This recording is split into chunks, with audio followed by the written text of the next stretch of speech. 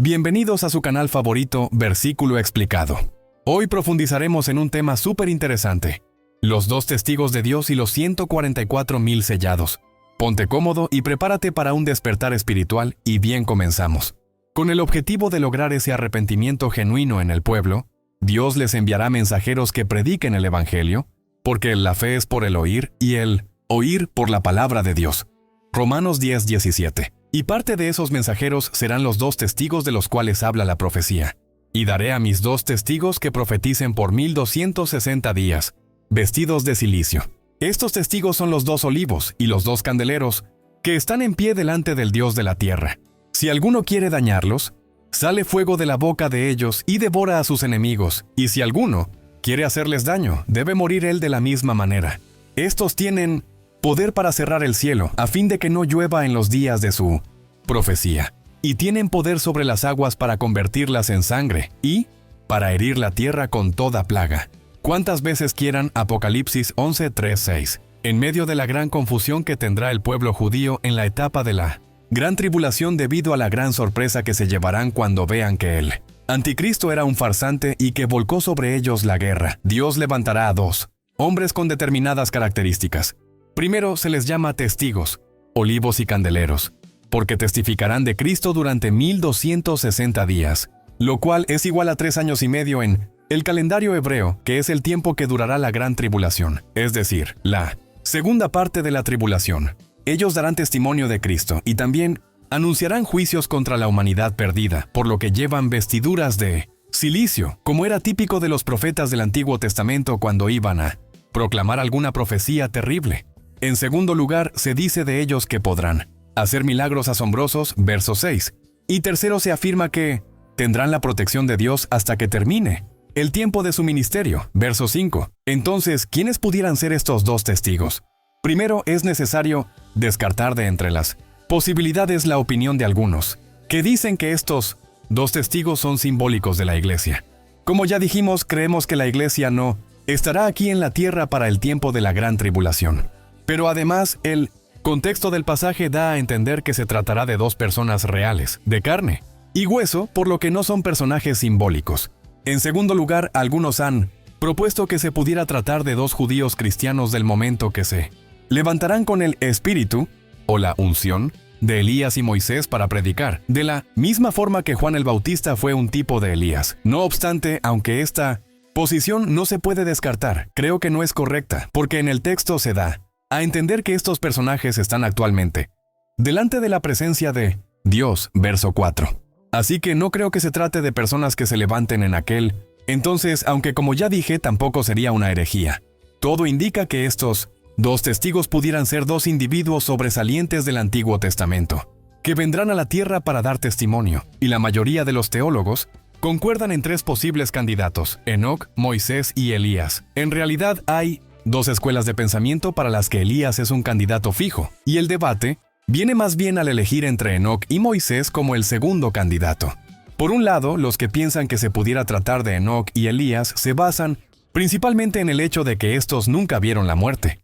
Génesis 5:24, Segunda Reyes 2:11, y según Hebreos 9:27. Es obligatorio que toda persona tiene que morir. Así que según ellos, si Enoc y Elías fueron llevados al cielo sin ver muerte, es porque están reservados para morir en la gran tribulación. No obstante, lo que estos hermanos olvidan es que en el arrebatamiento millones de cristianos seremos llevados al cielo para no ver muerte.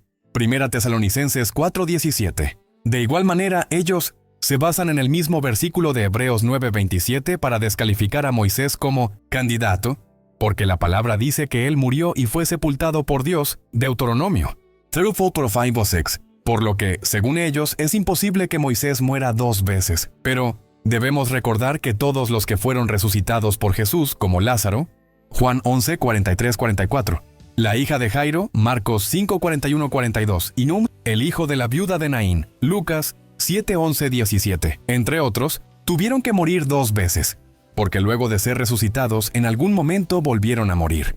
Así que el hecho de que Moisés haya muerto no lo invalida como candidato. Por otro lado, los que opinan que Moisés y Elías pudieran ser los dos testigos se basan en los siguientes argumentos.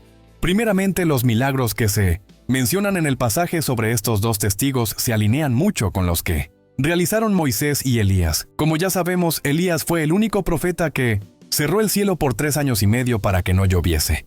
Primera Reyes 17:18. Resulta curioso que la sequía que provocó Elías duró el mismo tiempo que testificarán los dos testigos y que se tratara del mismo milagro de la falta de lluvia. Esto pudiera ser una señal importante. Y evidentemente Moisés fue el único profeta que convirtió las aguas en sangre en Egipto y ministró en el caso de las 10 plagas sobrenaturales, por lo que vemos que los milagros que harán los dos testigos se parecen mucho a los que realizaron Moisés y Elías. En segundo lugar, a diferencia de Enoc, quien, aunque fue traspuesto al cielo, no desempeñó un papel demasiado relevante o importante para el pueblo judío.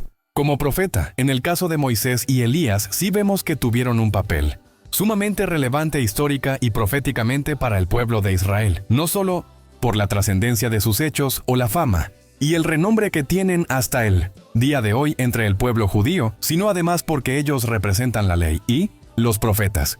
Moisés representa la ley y Elías a los profetas.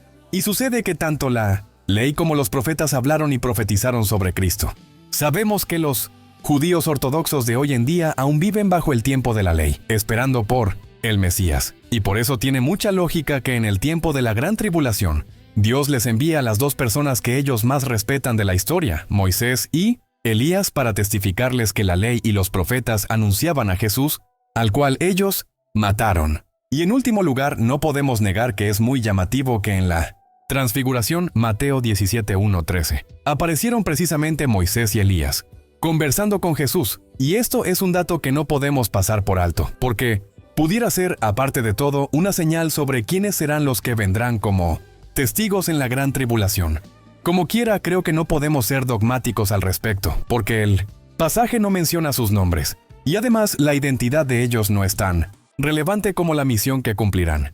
Lo importante es que estos dos testigos trabajarán arduamente en predicarles el evangelio a sus hermanos judíos, con demostración de señales y milagros, lo cual provocará muy posiblemente que millones de israelitas sean salvos por medio del mensaje de ellos. Además, es probable que lideren a los 144,000 sellados, los que servirán a Dios con la misma responsabilidad.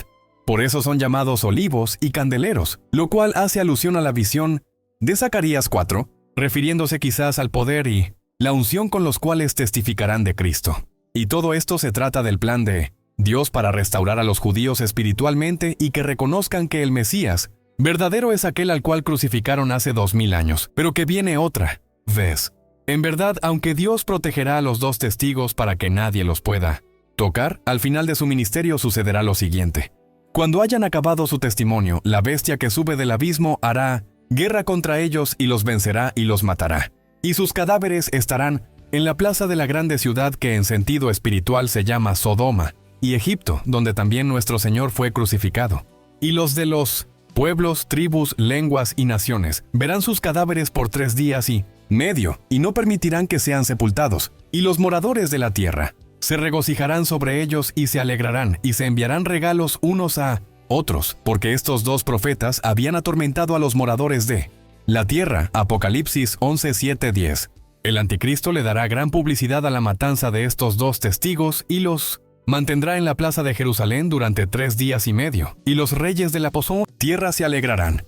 Sin embargo, la profecía luego dice: pero después de 3 días y medio entró en ellos el espíritu de vida, enviado por Dios, y se levantaron sobre sus pies, y cayó gran temor sobre los que los vieron.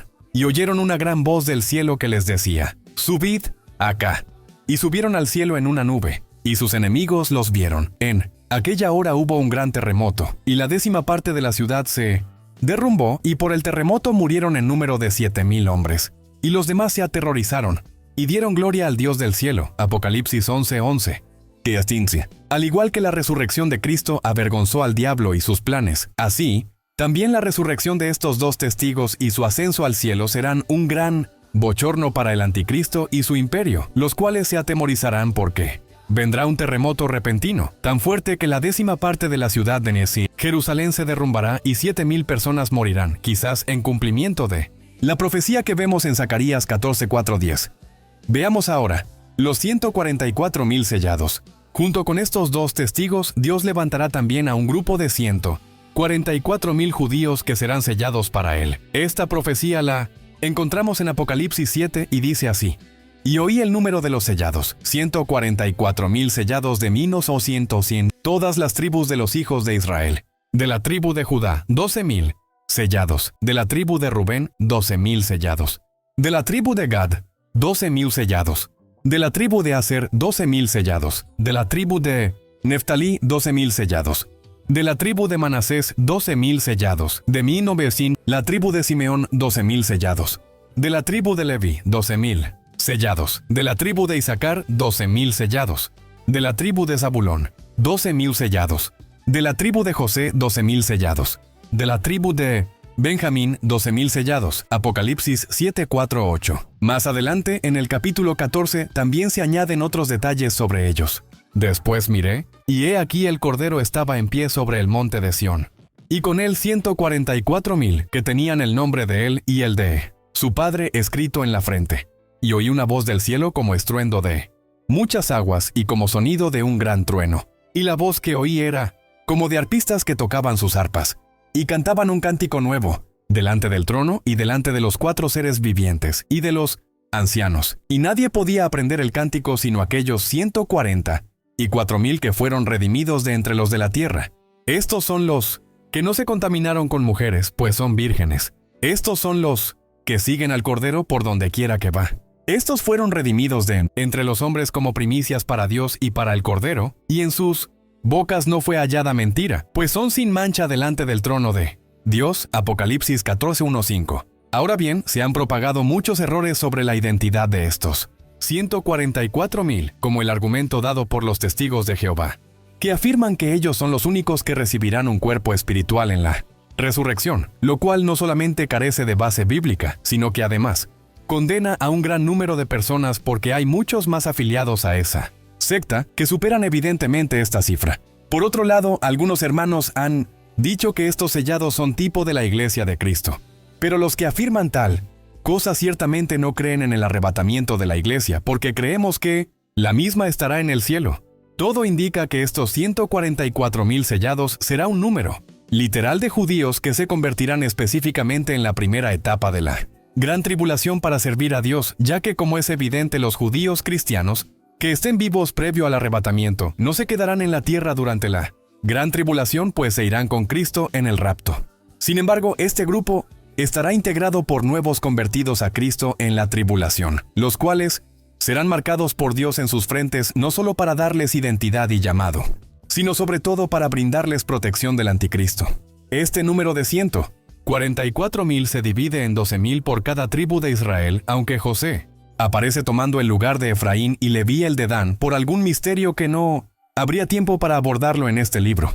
Es muy probable que estos 144,000 servirán a Cristo como testigos del Evangelio por diferentes razones. En primer lugar, se les llama siervos. En la profecía, no hagáis daño a la tierra, ni al mar, ni a los árboles, hasta que hayamos sellado en sus frentes a los siervos de nuestro Dios. Apocalipsis 7:3. En segundo lugar, se dice que tenían el nombre del Cordero y el de su Padre escrito en sus frentes. Apocalipsis 14:1. Esto hace referencia a la predicación del Evangelio, levantando al Hijo de Dios como el Mesías verdadero. Y en tercer lugar, también se afirma que fueron redimidos como primicias para Dios y el Cordero. Apocalipsis 14:4. La palabra primicia habla de primeros frutos, por lo que se da a entender que otros muchos judíos serán salvos en la gran tribulación, lo cual confirma lo que dice Romanos 11:26 acerca de que todo Israel será salvo. Estos 144,000 serán los primeros, y no solo serán redimidos al creer en Jesús, sino que serán sellados para predicarles de Cristo a sus hermanos, sin poder ser tocados por el anticristo. Estimado siervo de Dios, te recuerdo que en este canal encontrarás todas las profecías de Apocalipsis explicadas de manera profunda. Dios te bendiga grandemente. Nos vemos en el próximo video.